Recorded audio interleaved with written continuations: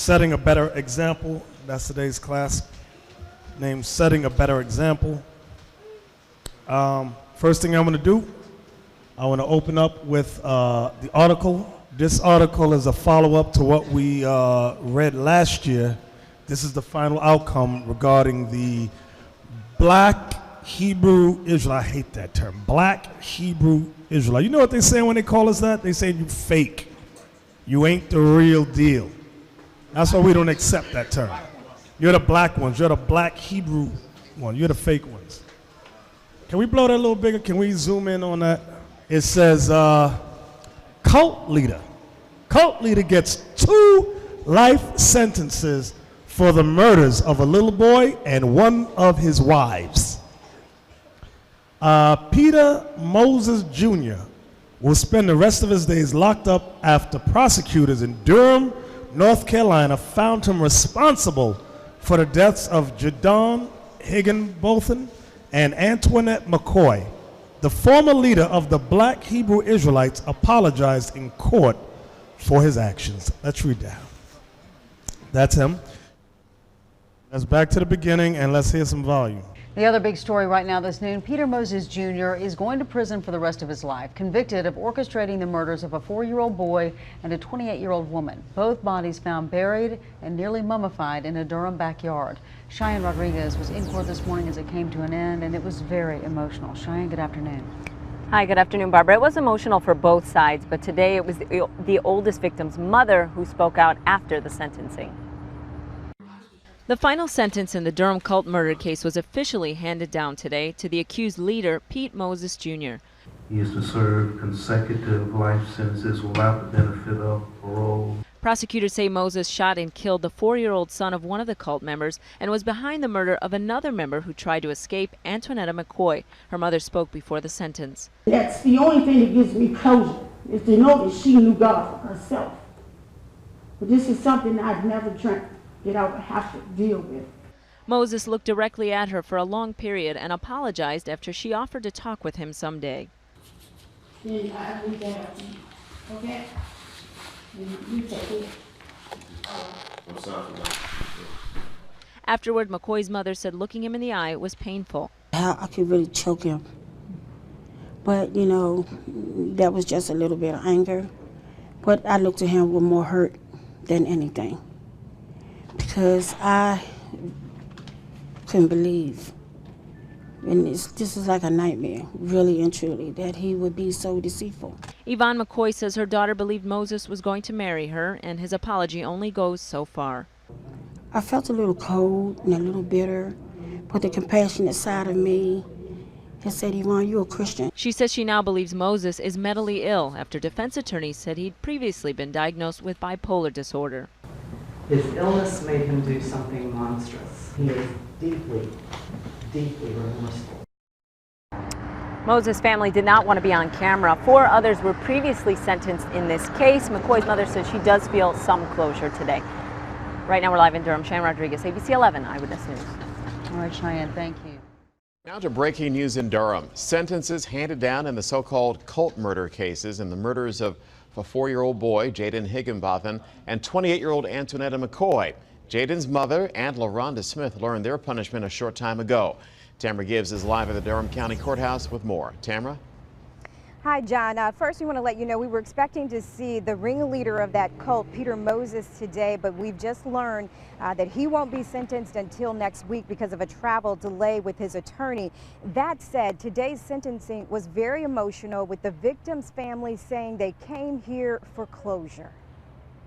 For the first time, the father of Jadon Higginbotham faces his ex-wife since the brutal murder of their 4-year-old son. There's just no excuse to me whatsoever, no matter how scared, no matter what it was. Vanya Sisk, one of 5 people charged in the so-called cult murder case, was sentenced to 30 years in prison as part of a plea deal. Her attorney tells the judge how Sisk was under the command of her boyfriend, Peter Moses. How she watched the cult leader shoot her son and later ordered her to kill housemate Antoinette McCoy. He was able to exert a level of control over his followers that is difficult, if not impossible, for people outside that group to understand. Especially difficult for the victims' families. McCoy's sister speaking out against the plea deal. She was right with it because the other defendants are saying the same thing, that she was just as worse as him. And for her lawyers to paint him out to just be the monster, she's a monster also. To take someone's life like that and to be pregnant your own self and to give birth in jail, you a monster. So we're looking at a monster here in this courtroom. The only public apology from the remaining 5 suspects coming from LaRonda Smith. She looked directly at McCoy's family in the courtroom, recalling how a friendship turned to murder. She didn't have no business to sleep. And I let her get my bed, you know, and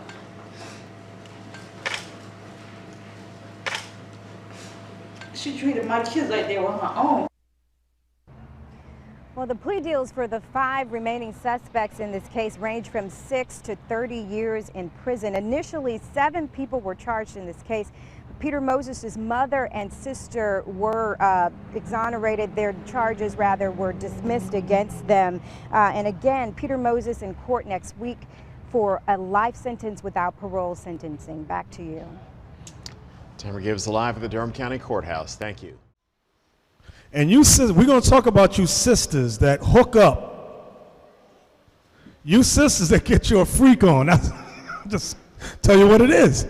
You get in these relationships with these dudes, and you wife number 2, you wife number 3 or 4 or 5. Some of you wife number 8. Remind me to talk about them. Don't let me forget. Come on, you got it, Isaac? Galatians 2 and verse 5. To whom we gave place by subjection, no, not for an hour, that the truth of the gospel might continue with you. You see what the Apostle Paul did? He didn't sit around and argue. He said, no, not for an hour. So we got to have that same posture. Don't sit back, debate. No, you don't agree with this? Goodbye. That's it. Okay? Now, the kid, he said the little boy was gay because he smacked another little boy on the buttocks. Give me the scripture that says foolishness is bound. Give me that one. That's what we always got to remember about kids. I know we get boys that grow up, that act effeminate. I know we see it all the time. The book of Proverbs 22 and verse 15. Foolishness is bound in the heart of a child. So in children, you're going to see foolish things happen like that. It's going to happen all the time. And it'll go, and that's why the scriptures tell you to watch them, to guide them in the scriptures. Kids are going to do stupid things. Read that again. Foolishness is bound in the heart of a child. So don't be shocked when your kid does something foolish. Okay? Where you at again?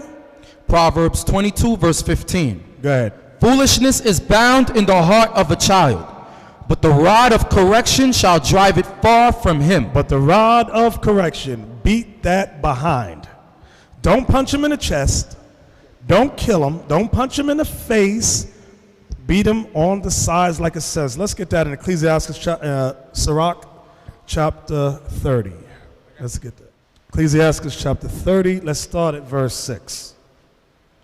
Ecclesiasticus chapter 30 and verse 6. He left behind him an avenger against his enemies. Wait, I'm sorry. Start at 8. Start at 8. Verse 8.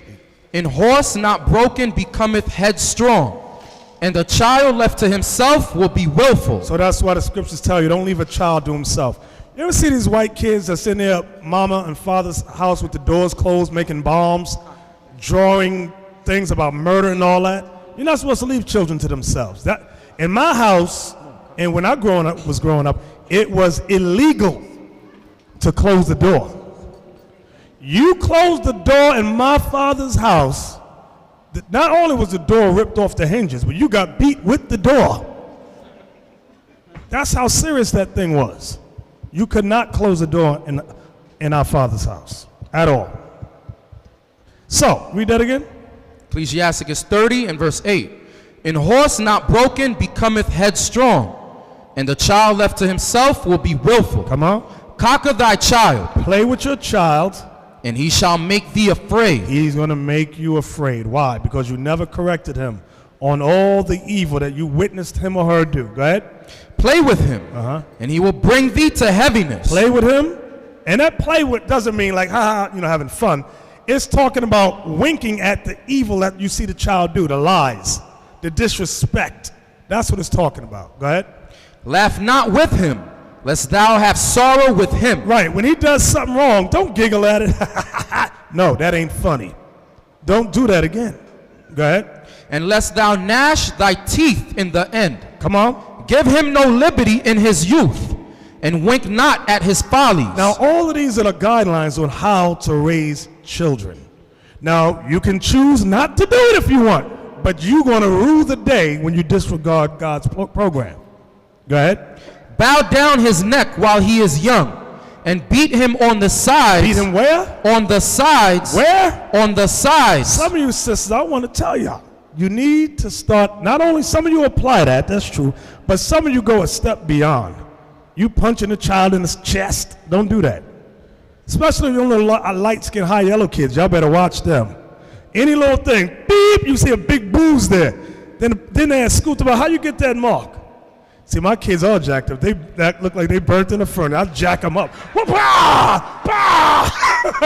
You don't see no bruises. Nah, I'm just joking. I'm joking. Them light-skinned ones, just watch them. The Bible says, read that again. Bow down his neck while he is young, and beat him on the sides while he is a child. The Bible's telling, God is telling you where to whoop his butt, on the sides, on the meaty part of his legs, the meaty part. Go ahead. Lest he wax stubborn and be disobedient unto thee. If you don't do that, the child will wax stubborn and be disobedient unto thee. Go ahead. And so bring sorrow to thine heart. And bring sorrow to thy heart. Now let me tell you another thing. Some of y'all in here, y'all know who you are. I ain't going to point at you, but you know who you are. I'm going to point up at the ceiling. That way nobody feel like I'm pinpointing them. If you have kin or people, I'm going to tell y'all a story. Story time. 1088. Sister and brother was with us. They got about, how many kids they had? 6. Anyway, the mama was a preacher. And she didn't like the way they was having the kids not celebrating Christmas and all that. So she says, I think you're beating those children, you're abusing those children. And she would sit down with the kids and ask, are they beating on you? Are they doing this to you, doing that to you? And the mother and father knew what the mother-in-law was doing. They did nothing about it. Sure enough, ACS comes and takes the kids. Now they're crying to us, and we're like, sister, if you knew your mother-in-law was the damn devil, she's questioning your kids about are they getting abused, and y'all sitting there. I wish my parents would ask my kids that. Guess what? They will never see my kids again. But that never comes up. That don't come up with me. Are we beating our kids? But if that is I'm gonna hit both sides of the coin. Don't worry. I got y'all. Don't worry. Don't get nervous. If your mother-in-law or somebody is scrutinizing that, you better beware. Because all they need to do is make one phone call. The police will be at your door. With ACS, the kids will be gone. I'm telling you. So if your mother-in-law, your father-in-law is even hinting at that foolishness, they got to go. They will never see the kids again because they're a danger to your family. I'm telling y'all straight. Because some of y'all get simple, but that's my mama, and I'm scared of mama. Because you know you're scared of your mama. That's what it is. I wish I would be scared of my mama. Here's another story. My father-in-law, my wife's daddy, he wanted my daughter to go to the store on Pickens Avenue by herself. I don't know if y'all know about Pickens Avenue in Brownsville. I'm sitting in the car, he yells out, hey! I'm like, yo, what's up? What's going on? How you doing? Can your daughter go to the store for me? Who's going with her? She go by herself. I said, no. What? No. He said, yo, my man, you taking this Bible stuff too far. You overprotective, my man. He starts screaming. I roll up the window in the car. And I just laugh. I'm just sitting there. He mad as hell. She ain't going to the store by herself. ain't going to the store by herself. I see Negroes over there in Brownsville, Brooklyn. Things happen like that, and she ain't going by herself. So my father-in-law was mad, but he'll get over it. I said, he'll get over it. All right. You brothers and sisters here scared of your father-in-laws, your mother-in-laws, your mamas. You need to be ashamed of yourself because they're going to destroy your family. Now, the flip side of that, there's an old expression. Where there's smoke, y'all know the rest? Now what I mean by that? For somebody, my parents, my mother, it never popped in their head that me and my wife are abusing our kid. Now, yeah, we did kick their butt at times, but they never saw like, oh, what's going on here? There was never no sign, nothing like that. Another story. Everybody's over the house. Brothers and sisters come over my house. We say, all you kids go play. You know, kids run and play. But there's a couple of little kids just sitting there like this. I say, hey, what's wrong with you? Go play. They trembling, looking at y'all know what I'm talking about. Y'all, you know what I'm talking about. I say, yo, something ain't right here. I've seen children should not be fearful like this. Something's going on. We need to talk to the parents. Something ain't right. Why are these children afraid to go play? There's little signs like that would make people go, something ain't right. And again, we had the Most High put it on to intervene because the courts got involved. Now I'm telling that to all you parents out there, be mindful. Be mindful. Now, let's move on. Get me Hebrews 13:4. Remember we went over last week about in the burial ground there was a little dead, 5 toddlers dead with chains on them. This ain't that day and age. Your kids, let them go play a little bit. Let them have fun. I ain't saying play all day. Give them chores like God says. But they should have a happy childhood. Shouldn't be sitting around terrified. And you got to get them to the point where they're well trained, where you don't have to hit them. Just give them the look. My parents had us trained. And when that didn't work, oh man, the back of that hand sure did work. Pow! Shoot! Where we at? Hebrews 13 and verse 4. Marriage is honorable in all, and the bed undefiled, but whoremongers and adulterers God will judge. Marriage is honorable. That's what we want all y'all to understand. We want all the other camps to understand that. Marriage is honorable in all. And the Bible teaches us what marriage consists of. Give me Tobit 7:13. Tobit 7:13-14. Now we go over this a lot, but we don't go over it enough. If you got a swinging couple coming up in here singing that song. Tobit chapter 7 and verse 13. Then he called his daughter Sarah, and she came to her father, and he took her by the hand and gave her to be wife to Tobias, saying, Behold, take her after the law of Moses. Take her after the law of Moses. I want you to remember that part. Go ahead. And lead her away to thy father. And he blessed them, and called Edna his wife, and took paper, and did write an instrument of covenants, and sealed it. That was the custom of Israel. That was the law in Israel. That's what we did. So now, I'm going to tell you what's going on amongst Israelites now. As we have been pushing this verse, here's the evil part behind it. The brothers are getting a piece of paper like this and go, oh, after the Lord Moses? Okay. Raheem Jackson and what's her name? All 3 of my wives give me their names. Okay. Here's the paper. That's not what this is talking about. How do we know that what we just read in Tobit, now I'm testing, I just want these brothers in the center here. How do we know that what we read there is not a Negro sitting in his house writing a ketubah or whatever on his own merits or whatever it's called? Like, for example, in Matthew chapter 2, they were taxed together. Was his espoused wife? It has to be sealed.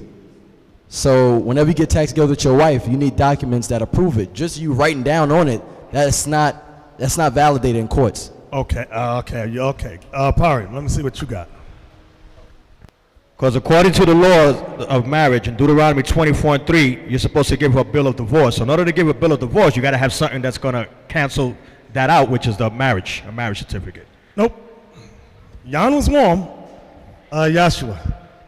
It's going to say, well, first, according to Deuteronomy 28, in one of all things, we got to go to the white man for those things because that's the law when you're getting married.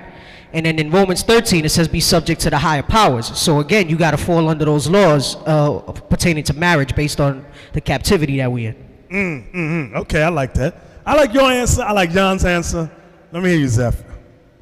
In verse 14, it says, and did write an instrument of covenant and sealed it, meaning he had it notarized.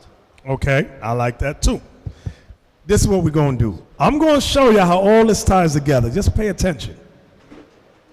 Deuteronomy chapter 22 and verse 13. If any man take a wife and go in unto her and hate her, he don't like her, and give occasions of speech against her, and bring up an evil name upon her, and say, I took this woman, and when I came to her, I found her not a maid. She wasn't a virgin. Then shall the father of the damsel and her mother take and bring forth the token of the damsel's virginity. Because when a hymen breaks, when you have sex with a woman who has never had sex, the hymen breaks, she bleeds, the blood goes on the sheets, and the parents took the sheets. Go ahead. Take and bring forth the tokens of the damsel's virginity unto the elders of the city in the gate. Stop right there. Stop right there. Read that bottom precept again. Take and bring forth the tokens of the damsel's virginity unto the elders of the city in the gate. I want y'all to pay close attention. When we were in our kingdom, there were elders in every city that took care of issues like this, where their word was law and you had to abide in it. Do our people have that today? No. So you get women who hook up with a Negro named Raheem Umfufu Jackson or something like that. Give her a rickety piece of paper. Here's my ketubah. Take it. Now they splitting up. They arguing over things. You don't want me no more? He go, no, I don't want you no more. They're going to get into a fight. I'm divorcing you. She says, well, that's my car, and that's mine. He goes, get out. Who's she going to go to? Who can she go to get justice? Bezalel, you said nobody? Right, because even if she goes to Esau, guess what Esau going to ask for? Let me see the papers. He got this ketubah that he scribbled with crayons. You sisters that get hooked up like you deserve what you get. You just silly. And the courts will tell you to say, we don't recognize that garbage. Get the hell out of my courtroom. Exactly. What Esau got with those certificates they got from Tobit 7, 13, and it's all from the Bible. Now, like Jan mentioned in, give me that scripture in Matthew or Luke. Where is it when they went to get taxed? Luke. Yes. Could you imagine these same brothers if they go to work for 2 weeks straight and their manager comes out and says, here's your pay. And they look at it and says, this is $700. He's like, where's my check? He's like, that's a check.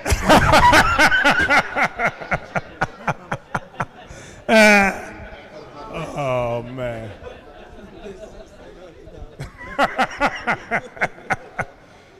So y'all can get deceived if y'all want with these camps.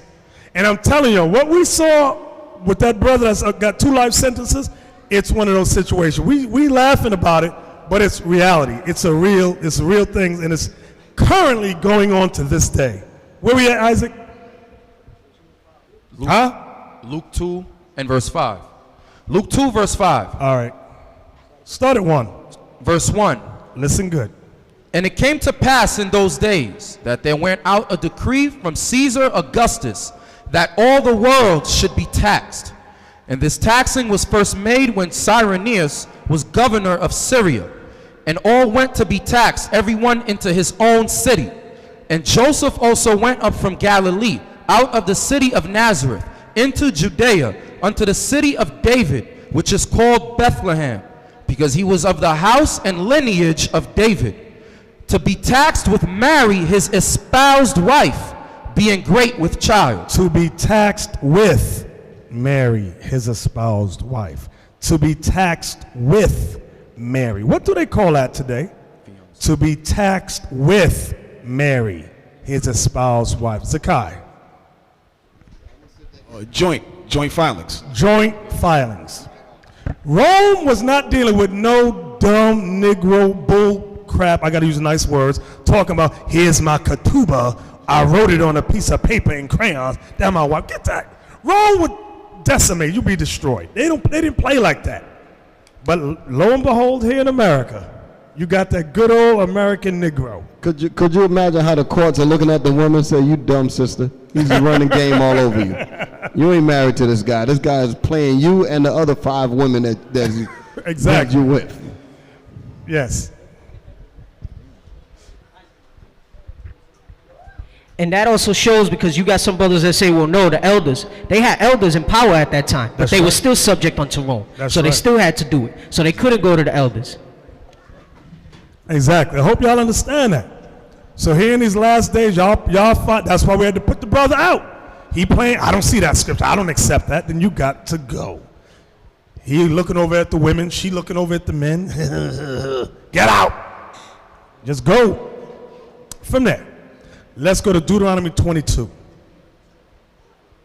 Now this plays a key part because we got a phone call.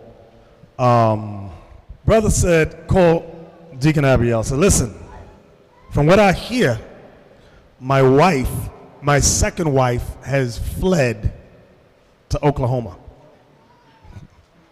Fled to Oklahoma. So Deacon Abiel, who's your brother, who's your wife? He says her name. He goes, oh, yeah, that sister is here. She is here. She's married to you. She didn't tell me that. I didn't know she, oh, okay. Well, we're going to get to the bottom of it right now. So phone calls went around. But I am glad at the point that Israel can reach out and call one another. But the reason I bring up this story is for you brothers that meet sisters. We always tell you, ask these women if they've dealt with another brother in an Israelite camp. As it turned out, she has been married with this brother, living as wife number 2 for a whole year. They got into a fight. She gets mad. She goes to Oklahoma. I told you about them traveling women. Shalom, brother. Pick one. Shalom, brother. You know, I was just reading the scriptures and God opened my eyes to the truth that every woman should have one man.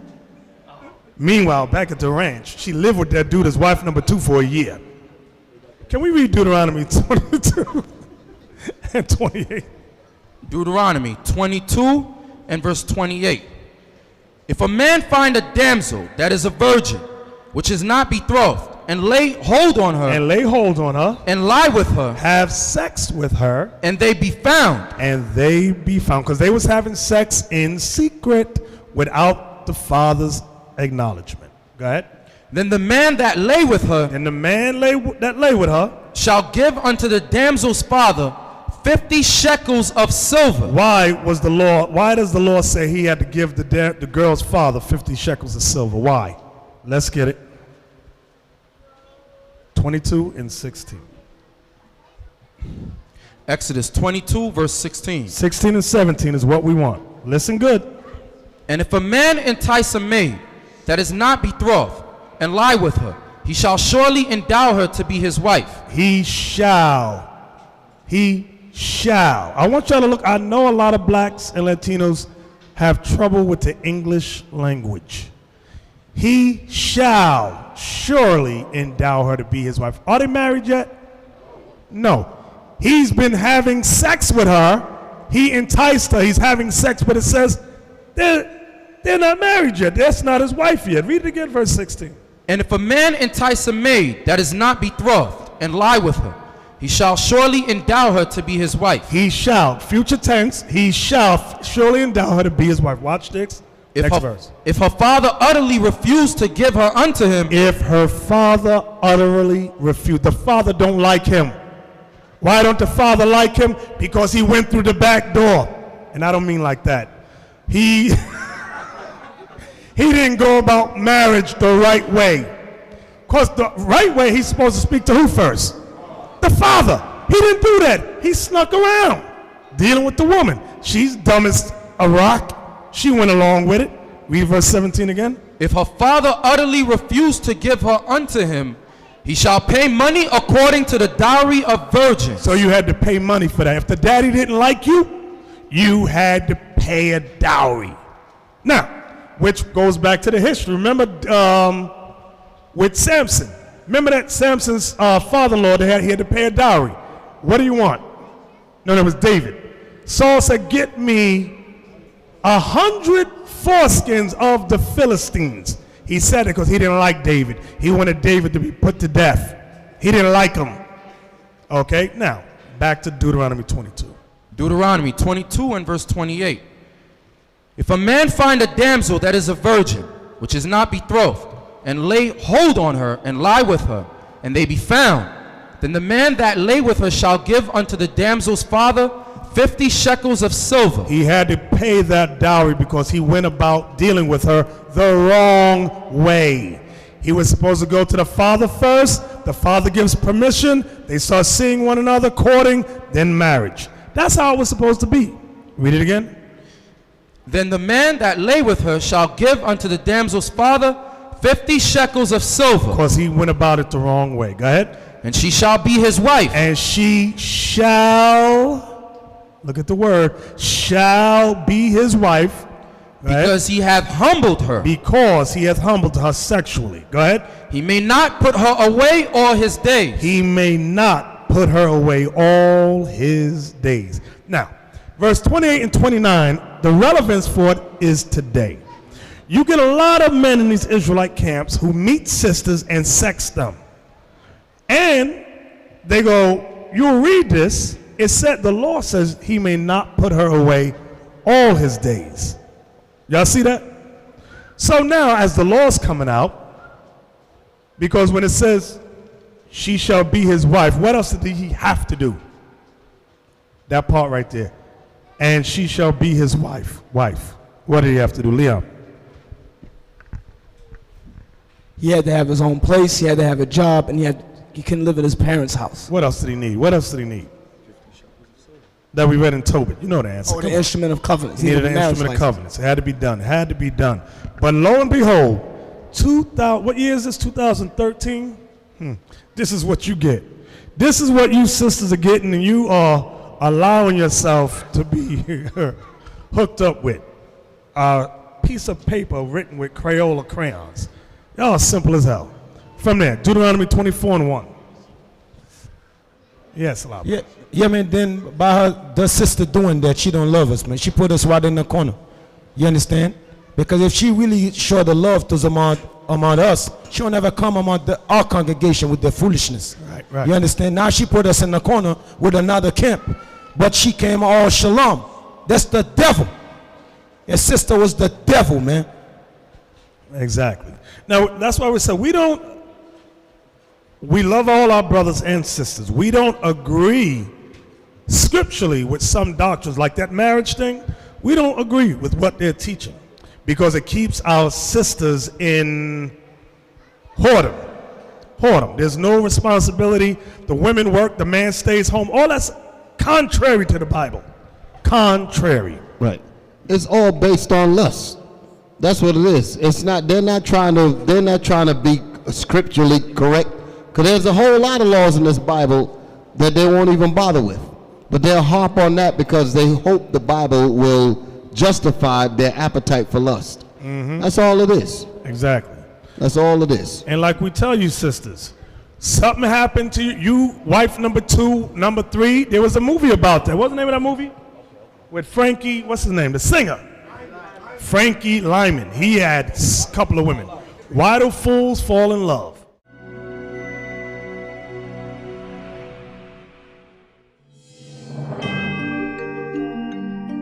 The copyrights of Why Do Fools Fall in Love, a song by Frankie Lyman and the Teenagers, are worth millions. Amira Lyman, Frankie's widow, claims that she should inherit Frankie's royalties. All she has to do is prove that her marriage is valid. And the court said the only woman we want to hear is the woman with papers. That's the one that's going to inherit what Frankie Lyman has. And the one with the papers won. All them other women, you sister, you stupid. She said, go home, hoes. You hoes, go home. So, I was talking to Deacon Abiel. I said, listen, if the sister is sincere, because, you know, women try to fool you.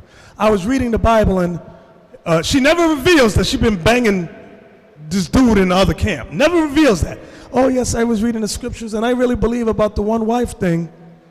Really? So now it comes out. The phone call is made. We get the phone call. That sister right there, pan the camera, pan the camera. That one right there. That's my wife. And he's like, what the hell? So that's why when the camera pans, you see a sister do this. Telling you, watch that. And we looking too. When we see that head go down, we're gonna put the camera in that spot and say, stand up. So the thing is, if the sister was sincere, she would go back, because she never even revealed why she left.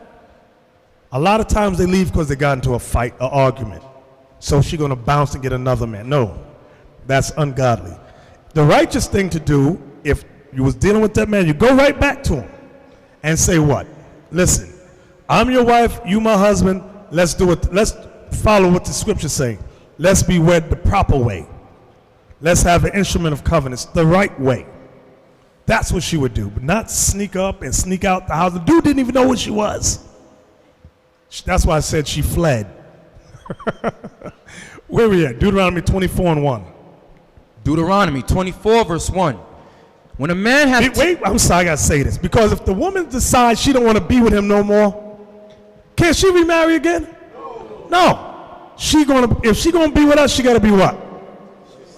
Single. Remain on. Give me that in 1 Corinthians 7, please. 1 Corinthians 7. Y'all know the verse. I ain't looking at it. How about if she depart? That one. Then we hear the horror stories. But brother, he beats me. And now we ain't for violence, but guess what? That is not giving you a ticket to commit adultery. Here's my ticket to commit adultery. Get out of here. What verse we at? Come on, y'all. Isaac, call in and read it.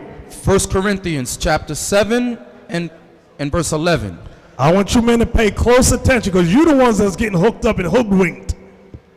But, and if she depart. But, and if she depart, if she flees from you.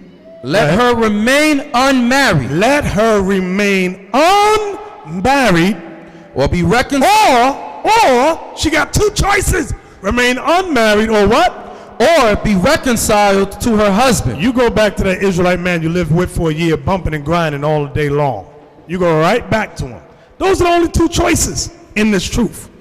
The Most High does not give a whole lot of options. Two options. Who had their hand up over there? Come on. If she's wife number 2 in a multiple marriage, would it be right to send her back? What are we supposed to do with her? No, not to stay with her, but like, you know. That's why I said if she stay with us, she got to do what? Stay unmarried. Stay unmarried. You think these young 28-year-old girls going to stay unmarried? She going to be sitting around looking, he got muscles. His back looks strong. You take your behind right back to that dude you was bumping and grinding with. That's it. Tell the brothers not to follow her on the way out. Yeah, because that's her course. Because that's her course. What we should do. You understand? Now she got to bear her cross. Right. Y'all heard what Deacon Lava said? That's her cross she got to bear. Because you know what? A lot of these women, they hear these scriptures. It ain't like they don't watch the YouTube videos. They know what we teach. They know what the other camps teach. But they see thug lover brother. Thug lover brother, and she get down with that. Now she realized thug lover brother is really a thug. He's smoking weed, taking her check, popping upside the head, and she gonna run to us. Is you united in Christ? Save me. We can't save you, sister. You got two choices: remain unmarried or go back and bump and grind with homeboy. We're not the police of Israel. Okay? That's her cross. You understand that, Bezalel? She has to bear that cross. If she's righteous and she know that this dude is the devil the Bible speaks of, what will she do again, Bezalel? She'll remain unmarried. Let's see how many righteous women we got that's going to follow that. You're going to be surprised, brothers. Mrs. Righteous, you're going to find out she the devil the Bible speaks of. Sister got needs. Yeah, that's right. We've heard that. A woman got needs too, brother. And we know women got needs. But your needs is all used up.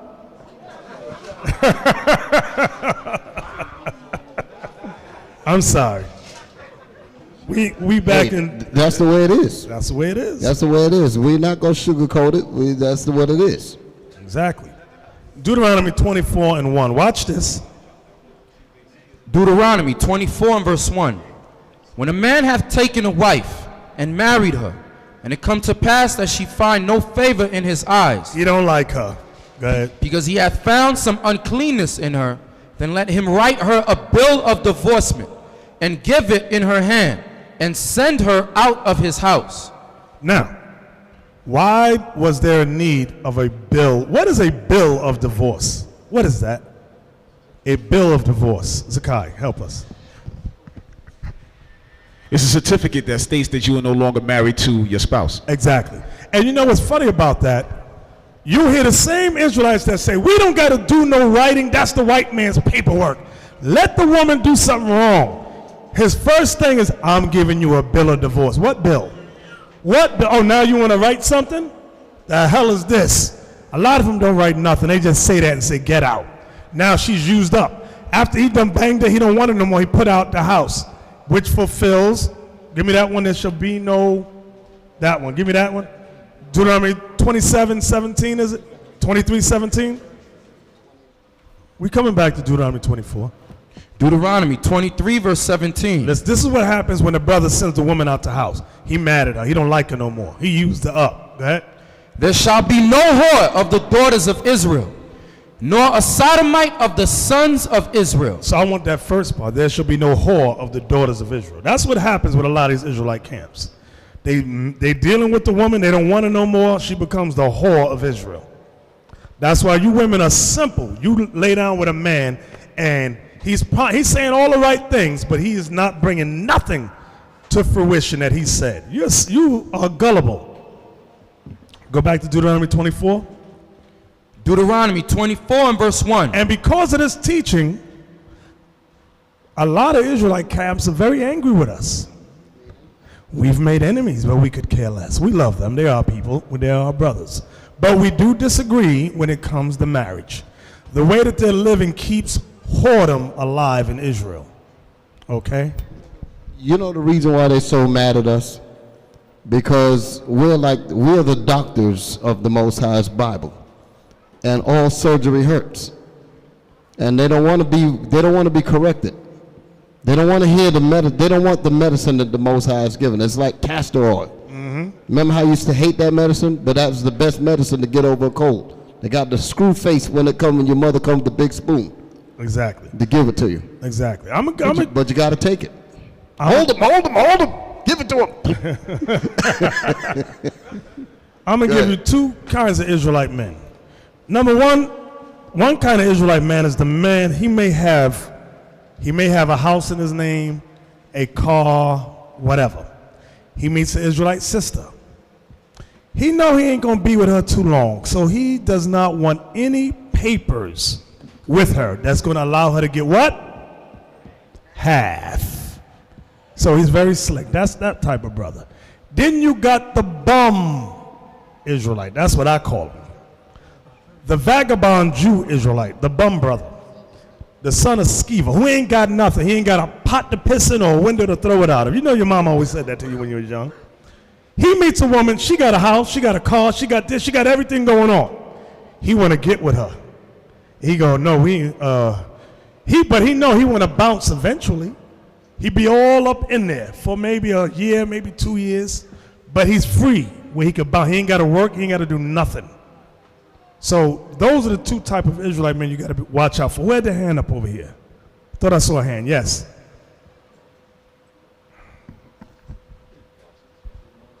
I just wanted to bring out about that doctrine about the other camp saying that they can have multiple different wives. But here's the thing with that. Everybody tells you can have the multiple different wives, but after you finish having all these different wives and different babies, then what happens to the child support? What happens to taking care of all those different babies by all those different women? That's right. Exactly. That's a good point. Good point. You know what's amazing? Because when it comes to the wives, nobody want to get the papers, right? But how many of these brothers own cars? They got papers on those cars, don't they? Yes, they do. They're gonna get the white man's papers on those cars. The white man's They're gonna paper. get the white man's papers. They're not just gonna get some note. I own this car. No, they want the white man's papers because that's what's gonna hold up. That's right. Elder. Yeah. The answer to his question is, how many of them put up videos saying you're not supposed to take care of your wives or your kids or get a job? That's the doctrine. Right. Because the most crisis coming. So don't get comfortable in this world. Y'all ain't see those videos go up? Yep. Where they say, they get mad at us saying, we take care of women, we take care of our kids, we deal with family matters. Okay, if y'all watch the videos, that's what they say. But they're on the street saying, don't get comfortable with a woman, don't take care of your kids. Okay, you're supposed to deal with prostitutes and the other nations. That's their doctrine, that's what they're teaching. I found a whole new batch of videos of other camps pushing that. Because there was only a few, now it's a lot. Exactly. A lot. I sent you one the other day, Elder. Remember the one I sent you? You were laughing? Exactly. You said it looked like a Wayans Brothers skit. Yeah, exactly. That's what it looks like. Okay? And they're saying this, it looks funny what they're saying, but they're serious. And that's what they're pushing out there. And they look for dumb women to believe in. And there's a lot of the dumb women because there's women commenting on them, praising them that they're doing the Most High's work. Okay, that's why we got to be so hard on y'all in here. Because there are people who believe it. Wife number 6, 7, 8, 9. And their thing is you're not supposed to take care of the kids. They say Jeremiah didn't take care of his kids. They name the prophets and say they didn't take care of their kids. You don't hear about them dealing with family matters. And that we're family matters prophets. That's crazy. Back to Deuteronomy 24, and we're in 2 now. Deuteronomy chapter 24 and verse 2. Now listen good. I'm going to show you how this, what we're about to read now, is going to tie into something in the New Testament. And when she is departed out of his house, she may go and be another man's wife. You hear what Moses, this is what Moses said. She may go and be another man's wife. Go ahead. And if the latter husband hate her, and write her a bill of divorcement, and giveth in her hand, and sendeth her out of his house, or if the latter husband die, which took her to be his wife, her former husband which sent her away may not take her again to be his wife. After that she is defiled, for that is abomination before the Lord. And thou shalt not cause the land to sin, which the Lord thy God giveth thee for an inheritance. So now, when we came out of the wilderness, Moses gave us this law. You had a wife, you didn't like her, you put her away. It said she could go and be another man's wife, but she couldn't go back to the first husband, right? Watch this. Get me Matthew chapter 19. Let's see what Christ said. Now what I'm about to show you is where a lot of Israelites fall off the horse at. This is it ain't this verse, but I'm going to show you another one right behind this to show you why they are stumbling. Matthew 19 and 3. Matthew 19 and verse 3. The Pharisees also came unto him, tempting him, and saying unto him, Is it lawful for a man to put away his wife for every cause? And he answered and said unto them, Have ye not read that he which made them at the beginning made them male and female? Made them male and female, meaning at the beginning God established marriage. Go ahead. And said, For this cause shall a man leave father and mother, and shall cleave to his wife, and they twain shall be one flesh. Wherefore they are no more twain, but one flesh. What therefore God hath joined together, let not man put asunder. Let not man put asunder. Christ said no divorce. Let not man put asunder means no divorce. But watch the next verse. They say unto him, why did Moses then command to give a writing of divorcement and to put her away? Go ahead. He saith unto them, Moses, because of the hardness of your hearts, suffered you to put away your wives. But from the beginning, it was not so. You got to understand how deep that is. Before Moses, Deuteronomy 24, there was no such thing as divorce. I'm going to say it again. There was no such thing from the time of Adam unto Moses. When Moses came on the scene, God allowed him to put that law in there. He said it was for what reason? For the hardness of our hearts. Now, how does that relate to us today? Watch this. Give Matthew 17:1. Because during the time of Christ, many Israelites glorified Moses as the top prophet. Moses and Elijah. Watch this. Matthew 17, verse 1. And after 6 days Jesus taketh Peter, James, and John his brother, and bringeth them up into an high mountain apart, and was transfigured before them. And his face did shine as the sun, and his raiment was white as the light. And behold, there appeared unto them Moses and Elias talking with him. Then answered Peter and said unto Jesus, Lord, it is good for us to be here. If thou wilt, let us make here 3 tabernacles, one for thee, and one for Moses, and one for Elias. So meaning they all on the same level. Let's make a tabernacle for Moses, Christ, and Elijah. Go ahead. While he yet spake, behold, a bright cloud overshadowed them. And behold, a voice out of the cloud which said, This is my beloved Son, in whom I am well pleased. Hear ye him. Who can explain that? Right. Christ is over Moses. Christ is over Elijah. And that's what a lot of Israelite camps do not understand. Because when they want a divorce, what do? They run to Moses. They go, Moses says in the law, but what about Christ? The Heavenly Father says, hear Christ over Moses, over Elijah. But many Israelites today refuse that thing. Read that verse again, Isaac. Verse 5. While he yet spake, behold, a bright cloud overshadowed them. And behold, a voice out of the cloud which said, This is my beloved Son, in whom I am well pleased. Hear ye him. Hear ye him. He's the one you ought to hear. Okay? He's above Moses. He's above Elijah. Go back to Matthew 19 now. Matthew 19. And verse 8. And verse 8. He saith unto them, Moses, because of the hardness of your hearts, suffered you to put away your wives. But from the beginning it was not so. And I say unto you, whosoever shall put away his wife, except it be for fornication. So now Christ is giving you the only reason for divorce. Read the verse 9 again. And I say unto you, whosoever shall put away his wife, except it be for fornication. If it's not for sexual sins. And shall marry another, committeth adultery. You're guilty of adultery if you do that thing. Go ahead. And whoso marrieth her which is put away, doth commit adultery. And whoever marries a woman in Israel that's put away, doth commit adultery. So Christ broke it down for us. So this supersedes all that Moses said about marriage. This takes precedence. Do y'all understand that? That's why when you even get to the topic of multiple wives, they never go into anything Christ said. They run back to the old agreement that we had. Okay? From there, get me 1 Timothy 1:1. Oh, we're going to get hate mail behind this lesson. 1 Corinthians 7 and verse 2. Here you go.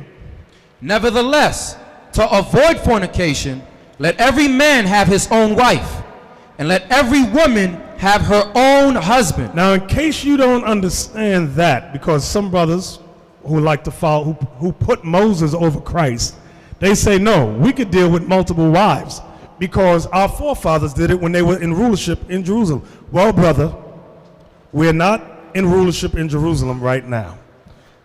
That second half of that precept said what, Isaac? Let every woman? Let every man have his own wife. I want the woman part.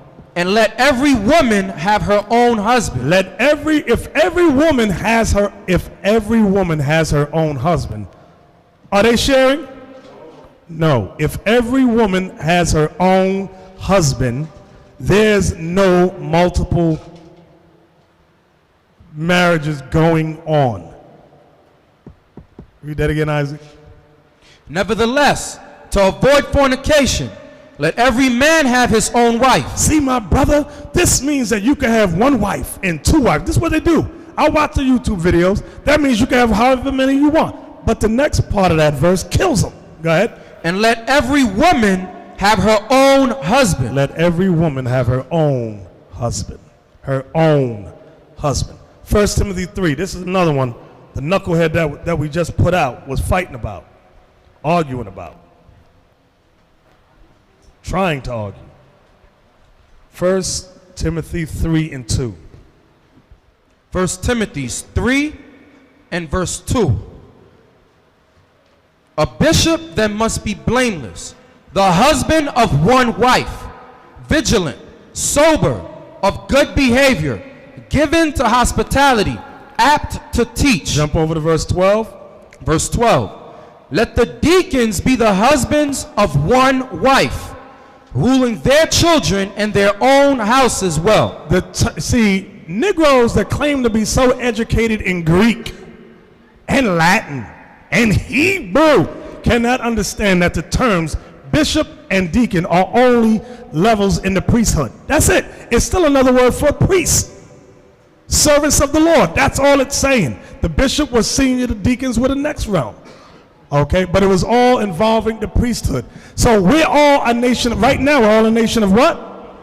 Kings and priests. Now, when Christ returned, then Isaiah 4:1 with the multiple wives, 7 women shall take hold of one man. That's going to kick in, but that's on the other side. But right now, this is what we got to abide by. So 1 Timothy 3 is under Christ. All the other things about multiple wives was under Moses. Matthew 17, the Most High said, "This is my beloved Son, hear ye him." So all you brothers, you have a choice to make. Whether you're going to follow Christ or you're going to follow what Moses said. Because the Heavenly Father answered it for you. He says Christ is over Moses. Christ is over Elijah. Now if you reject that, the Lord, give me that in Acts 2 about, this is my son, about, it's around the last few verses. Go to Acts 2, I think it is. Acts chapter 3 and verse 22. For Moses truly said unto the fathers, a prophet shall the Lord your God raise up unto you of your brethren, like unto me. Like unto me means a mediator between the New Testament, the New Covenant, and the Father. Because Moses was the mediator of the Old Testament and the Father. He was the mediator. So Moses said, the Lord will raise you up a prophet like me. And it went so much beyond because Christ is over Moses. Read it again. For Moses truly said unto the fathers, a prophet shall the Lord your God raise up unto you of your brethren, like unto me. Him shall ye hear in all things. Him shall you hear in some things. In all things. In all things. Guess what, brothers? That includes marriage. You must hear Christ when it comes to marriage. A lot of Israelites reject that thing. Go ahead. Him shall ye hear in all things, whatsoever he shall say unto you. And it shall come to pass that every soul which will not hear that prophet shall be destroyed from among the people. Read 23 again. Verse 23. And it shall come to pass that every soul which will not hear that prophet. I don't want to hear what Christ says about the one wife thing. I don't want to hear what Christ says about a divorce. I don't accept that. I accept what Moses said, though. Shall what? Shall be destroyed from among the people. This is what you're going to, this is the times we're living in. I want y'all brothers to understand that. Yes, go ahead. Yeah. Go to Timothy again. Because you're going to hear this a lot. I don't want to be a bishop, or I don't want to be a deacon. That's what you're going to hear them say. That's what he said, right? Yeah, of course. It's like clockwork. 1 Timothy 3 and verse 2. Isaac, when you read verse 2, I want you to leave out the one wife part. You understand? All right. Just skip that. 1 Timothy 3 and verse 2. A bishop then must be blameless. It's going into bishop is an elder priest, the elder, the lead priest. Go ahead. vigilant, serious, sober, clear-minded, not drunkard, of good behavior, given to hospitality, apt to teach, not given to wine, no striker, not greedy of filthy lucre, but patient, not a brawler, not covetous, one that ruleth well his own house, having his children in subjection with all gravity. Stop. Are these laws or suggestions? These laws pertain only to the elders or everybody else? So one wife pertains to everybody else or just the elders? That's how you smash them. That's it. Just leave one wife out and just do everything else. And go, does that law apply to just the elders or everybody in the congregation? Everybody. So what about the one wife? That's the elders too? No, that's how you smash them. That's why on YouTube they call me all kind of nigga on YouTube. I say, just skip one wife and read everything else. Is that law or suggestions? And I say you cut it. Cut it real quick just like that. Stay in that chapter. That's it. That's excellent. Excellent. From there, let's go to 1 Corinthians 7 and 28.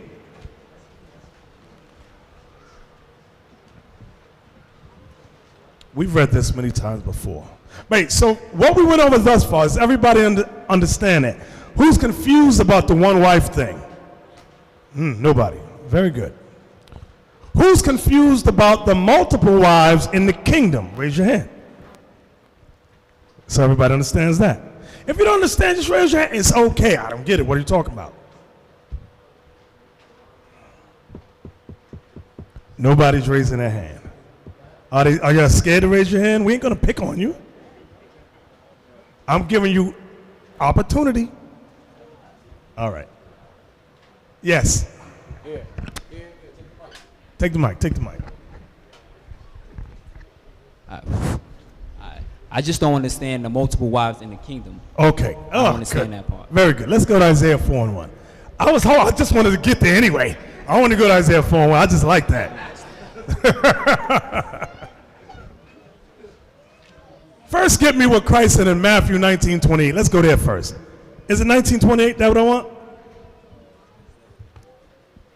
I don't remember. Get it, Matthew 19:28. Let's start there first. Let me look at it. It's in 29. We're going to read 28 and 29. Watch this. Matthew chapter 19, verse 28.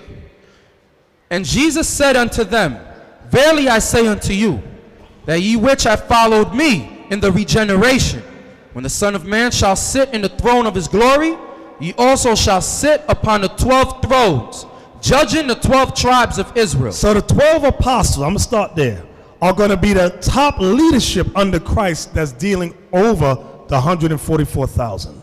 Because there's going to be rank and structure in the new government that God is going to set up on the earth. Under Christ, you're going to have the 12 apostles. Under the 12 apostles, you're going to have the 144,000. Go ahead. And every one. Now listen good. And every one. Go ahead. That hath forsaken houses, or brethren, or sisters, or father, or mother, or wife, or children. Oh, wait. Go back to that word. Did it say wives? Wife. Oh. Singular. Go ahead. Or children. That's plural. So they understand the difference between singular and plural. Go ahead. Or lands, for my name's sake, shall receive in 100-fold and shall inherit everlasting life. So Christ is talking about in the kingdom, right? Yes.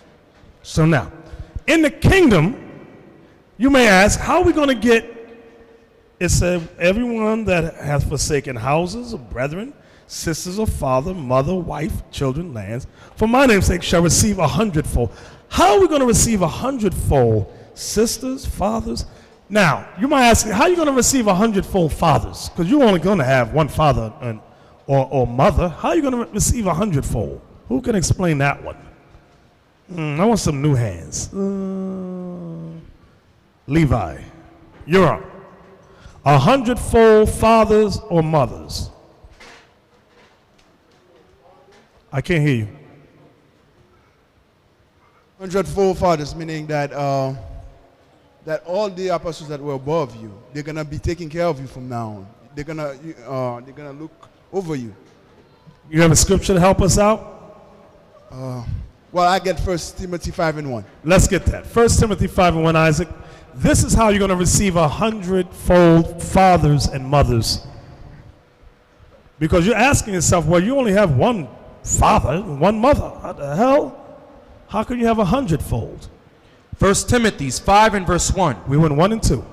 Rebuke not an elder, but entreat him as a father. So an elder is to be entreated as a father. Go ahead. And the younger men as brethren. The elder women as mothers. Y'all see that? Go ahead. The younger as sisters with all purity. Let's go back to Matthew 19 now. So now you understand the elder men are fathers, the elder women are mothers. So now remember, Christ is referring to the kingdom, right? Now, that's mine. Oh, okay, thank you. Verse 29 again. Verse 29, Matthew 19 and verse 29. And everyone that hath forsaken houses, or brethren, or sisters, or father, or mother. Now we covered all that. Go ahead. Or wife. Now the question is wife. How can you receive 100-fold when it comes to a wife? Let's go to prophecy, Isaiah 4 and 1. Thank you. I just love this chapter. Isaiah chapter 4 and verse 1. And in that day 7 women shall take hold of one man. In that day 7 women shall take hold on one. I know that's hard for some brothers to comprehend. 7. Some of you got trouble having one grab hold on you. Yeah. What does that day mean? That day. That day, Azariah, that day. What is that day? That day is the kingdom when we on the other side. Come on. And in that day 7 women shall take hold of one man, saying, we will eat our own bread and wear our own apparel. Only let us be called by thy name to take away our reproach. What's your name, brother? Your name. Yes, you. What is your name?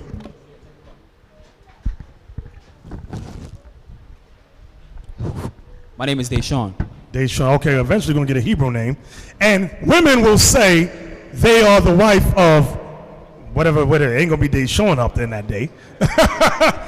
You're going to have a group of women. If you overcome, this is a prophecy of what's going to happen.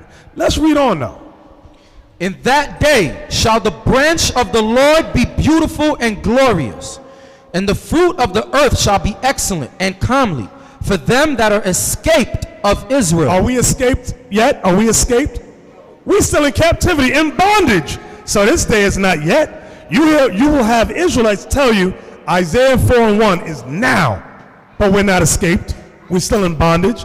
And is the branch of the Lord beautiful now? No, brothers still strung out on drugs, crack, alcohol, porn. The branch of the Lord ain't beautiful yet. Go ahead.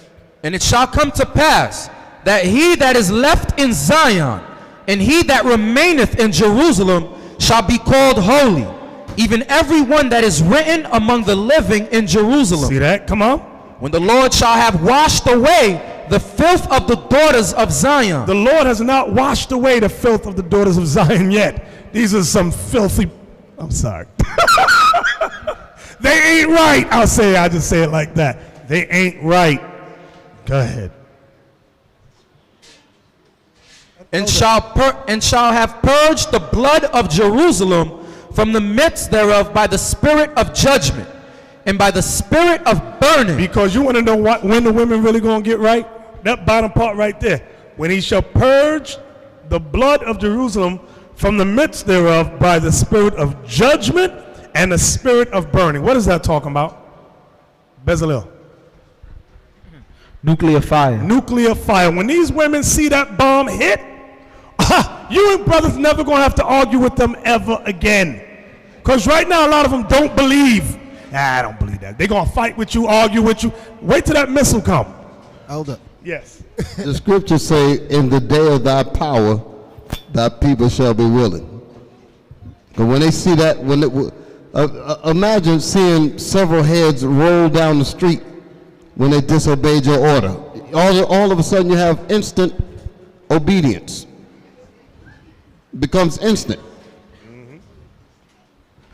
I got a question for the men. Why does the Most High say, in that day he'll allow us to have the 7 wives? Why doesn't he let us do it now?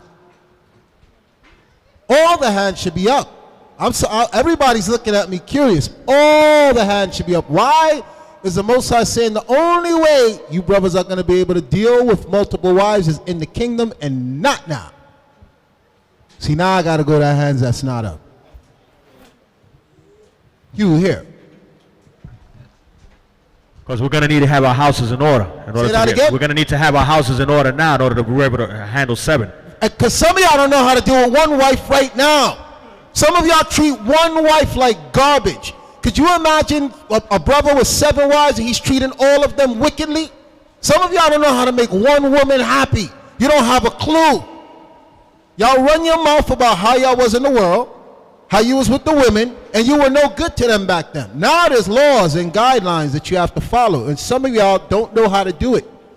So the Most High don't want y'all making him look like he's promoting whoremongering or woman bashing. Okay? Because some of y'all are very good at that. But in the kingdom, when you're in your right mind, then you'll be able to keep peace. You'll know how to deal with the woman. So then you'll be allowed to be able to do that. But some of you right now do not know how to deal with one. Exactly. I hope y'all understand that. Read on. Watch this. Verse 5, Isaiah 4 and verse 5. And the Lord will create upon every dwelling place of Mount Zion, and upon her assemblies, a cloud and smoke by day, and the shining of a flaming fire by night. Y'all saw the movie The 10 Commandments. Remember there was a cloud by day and a fire by night? On this day, it's going to happen all over again. That's what I tell you. It ain't over. The party ain't over. Go ahead. For upon all the glory shall be a defense. God's going to be a defense unto us in the wilderness. Go ahead. And there shall be a tabernacle for a shadow in the daytime from the heat, and for a place of refuge, and for a covert from storm and from rain. Now remember, where's Deshaun at? Remember Christ said, not only will you receive 100-fold mothers, fathers, sisters, brothers, wives, then it said wife, then it said children, right?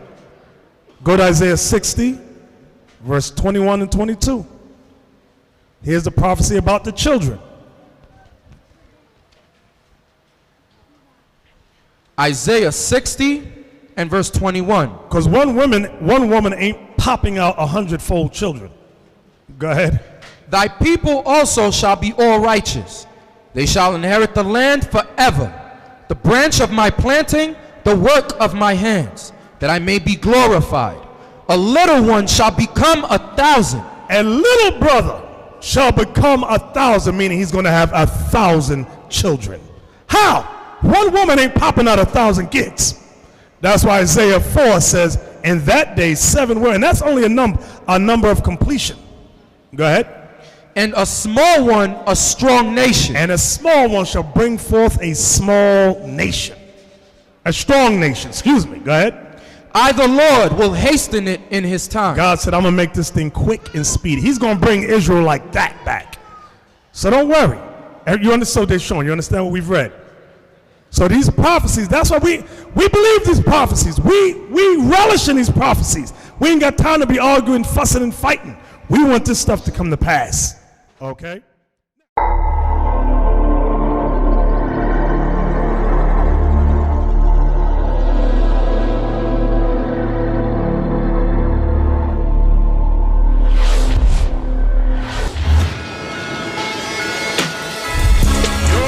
Job is bigger than what you imagine, because the disciples of Christ understood this truth is more than just about reading the scriptures. This truth is about action. This truth is about doing, and this is what the disciples showed us. Your job, brothers, black man, Latin man, is to look out after your brothers and sisters that have need. If they have need, you as a leader is to fulfill the need. If they have no food, what is reading a scripture to them going to do? If they have no clothes to wear, what is reading a scripture going to do for them? Nothing. Let's get that in James now. James told you about you faith-only brothers. What the elder read in Acts There was a system in place. Okay, people are going to come to us after we've read them the scriptures. Let's put something in place so when they come to us, we can help them. This truth is about building the nation of Israel. They're going to come in sick. They're going to come in naked. They're going to come in hungry. It's not just read a verse. That's a part of it. I'm not knocking. That's the main thing. But behind that, we have to do those things necessary for them to survive.